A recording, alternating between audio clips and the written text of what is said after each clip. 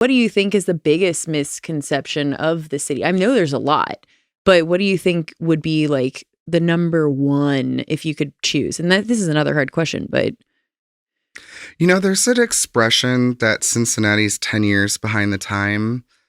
And maybe in some ways it is, but in other ways it's not. I mean, it's very progressive with its urban development right now. Mm-hmm. I mean, it's happening faster here than other cities. It's happening faster here than Brooklyn, which is getting exponentially more, finances allocated to it. Mhm. So that's a big misconception. Another misconception, people do say it's friendly, but they also say it's cold.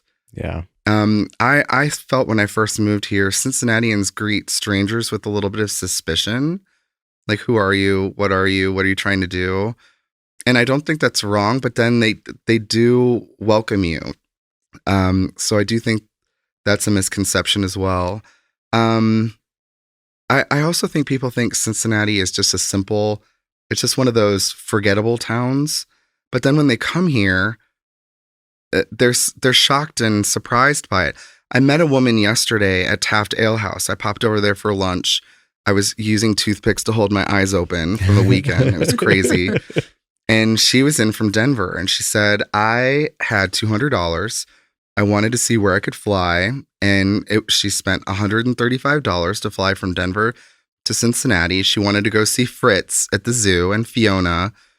And then she was talking with a few other people that were kind of neighborhood folks about what there is to do in Cincinnati. And she changed her return flight ticket while she was sitting there eating some tots and drinking a flight of Taft's beer. And she added going to Taft Museum, the Contemporary Art Center with the first Zaha Hadid building in the United States.